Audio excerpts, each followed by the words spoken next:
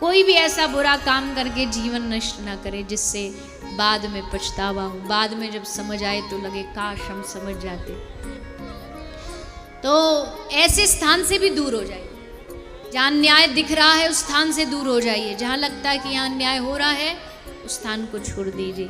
विदुर जी महाराज उस स्थान को छोड़ करके चले गए और जा करके छोटी सी झोपड़ी बना ली, उसमें भजन करने लगे। विदुर और विदुरानी दोनों पति पत्नी, दोनों का दाम्पत्य जीवन बड़ा सुंदर था क्योंकि दोनों भजन में लगे हुए थे। दाम्पत्य की सार्थकता तभी है जब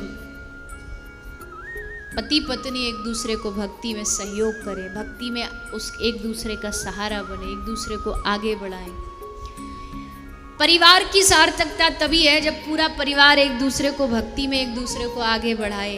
तुम भजन कर रहे हो तो चलो तुम्हारा काम हम कर देते, तुम भजन करो बैठ के। पर कई बार ऐसा भी होता, देखने को मिलता कि एक परिवार में आदमी भजन करने का मन उसका होता, दूसरे उसकी खिंचाई करते, तो भी घबराना नहीं चाहिए, तो भी सोचना चाहिए भगवान ने हमको परीक्षाएं दी है। भगवान देखना चाहते कि विपरीत परिस्थिति में मुझ तक आएगा या हार के हाथ उठा देगा कि अब नहीं करेंगे। तो विपरीत परिस्थितियों में भगवान को भी उस समय भी नहीं छोड़ना चाहिए, चाहे घर में कैसी परिस्थिति हो जाए। तो विदुर विदुरानी दोनों भगवान का आश्रय लेके भजन करते थे। एक दिन भगवान हस्तिनापुर आए हैं संदेश लेकर के, पांडवों का शांति दूत बन करके भगवान संदेश लेकर के पहुंचे दुर्योधन के पास। दुर्योधन ने भगवान ने समझाने की कोशिश की कि भैया तुम मान जा, युद्ध मत कर। नहीं माना तो फिर भगवान ने भी सोचा कि अब ये मानने वाला है नहीं, इससे अच्छा समय बर्बाद क्या करें, चलो भैया हम चलते हैं अब घर अपने। दुर्योधन ने बड़े अभिमान में सीना तान के कहा, अरे अभी कहाँ, अभी तो आप हमारे घर आए हो, अतिथि हो, कुछ भोजन करके जाओ, हमने आपके लिए 56 भोग बनाए हैं। भगवान मन ही मन हंसने लगे कि कैसा बावरा है ये, इसको क्या लगता है कि मेरे पास कोई भोजन की कमी है? इसको क्या लगता है कि कृष्ण ऐसे किसी के घर भी जाके खा लेता है? भगवान कहते हैं कि मैं दुनिया वालों में से नहीं हूं। दुनिया तुम्हारे घर तभी खाना खाने आएगी, तुम्हारे घर तुमसे रिश्ता तभी रखेगी या तो अभाव से या प्रभाव से।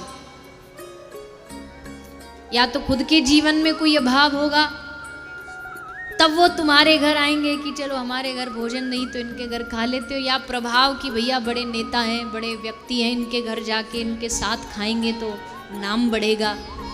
पर ठाकुर जी कहते हैं ना मैं अभाव में खाता हूँ ना मैं प्रभाव में खाता हूँ, मैं केवल और केवल अपने भक्त के भाव में खाता हूँ। भाव है नहीं तेरे पास, तू क्या खिलाएगा मुझे?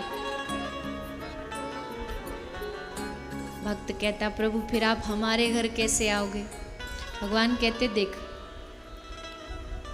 मैं जल में रहने वाला व्यक्ति हूँ। भगवान क्षीर सागर में रहते ना, समुद्र में, सिंधु में।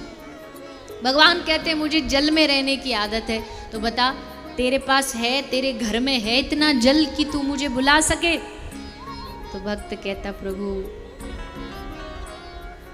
कैसा, कितना जल चाहिए आपको? 1 टंकी 2 टंकी 1 टैंकर 2 टैंकर हम व्यवस्था कर देंगे, जितना जल चाहिए आपको। भगवान ने कहा नहीं बाबरे, वो जल नहीं चाहिए मुझे, उस जल में मैं समाने वाला नहीं हूं। मुझे सिंधु चाहिए, सिंधु, सागर, समुद्र जैसा। पर प्रभु वो तो मेरे पास है ही नहीं, तो फिर आप आओगे कैसे? तो भगवान कहते कोई बात नहीं, तेरे पास सिंधु नहीं है तो चलेगा, पर तू अपनी आंख से 2 प्रेम के अश्रु बिंदु गिरा देना, बस उसी पानी में मैं समा जाऊं, उसी जल में मैं समा जाऊं। भगवान को अगर अपने घर बुलाना है ना तो आंख के अश्रु बिंदु बहा करके उनको अपने घर बुलाइए, अपने जीवन में बुलाइए। हमारे ब्रज में कहते हैं जो ये टेढ़ी टांग वाला है ना, ये बिना रोए मिलता नहीं है, इसके लिए रोना पड़ता है, इसको पुकारना पड़ता है, इसको मनाना पड़ता है। क्योंकि देखो जिसके दीवाने ज़्यादा हो जाते हैं ना, उसके थोड़े ठाट भी बढ़ जाते हैं। तो ठाकुर जी के दीवानों की तो कोई कमी नहीं है।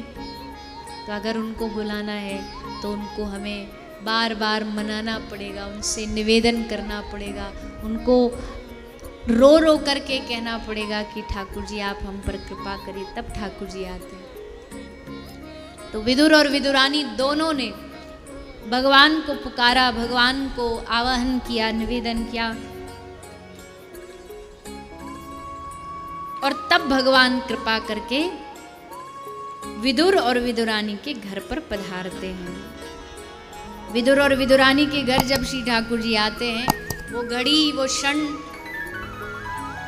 विदुरानी और विदुर के जीवन का सबसे उत्तम क्षण था, जिसकी आशा ना हो कि वो हमारे घर भी आ सकते हैं और अचानक से वो आपके घर आ जाएं बिन न्योते के। अरे आज के जमाने में तो कथा के लिए भी न्योता ना दो ना, इनविटेशन कार्ड, तो लोग नहीं आते। हम क्यों जाएं, हमको तो कार्ड ही नहीं आया। अरे कथा है, किसी के बेटे का ब्याह नहीं है जो तुमको स्पेशल इनविटेशन जाए। पर जमाना भैया बड़ा बदल गया है, यहाँ कथाओं के भी इनविटेशन कार्ड छपने लगे। बताइए कथा में क्या न्योता, यहाँ तो जिसको वो न्योता दे वही आ सकता है, वो जिसको चुने वही आ सकता है। पर अब समय के साथ चलना पड़ता है। पर जिसकी आशा ना हो, जिसे आप न्योता देने की भी हिम्मत नहीं कर पा रहे, क्यों? क्योंकि भैया पता ये तो हमारे घर आएंगे ही नहीं, और अचानक से दरवाजा खोलो और सामने वही खड़े हो। विदुरानी एकदम बावरी हो गई प्रेम में।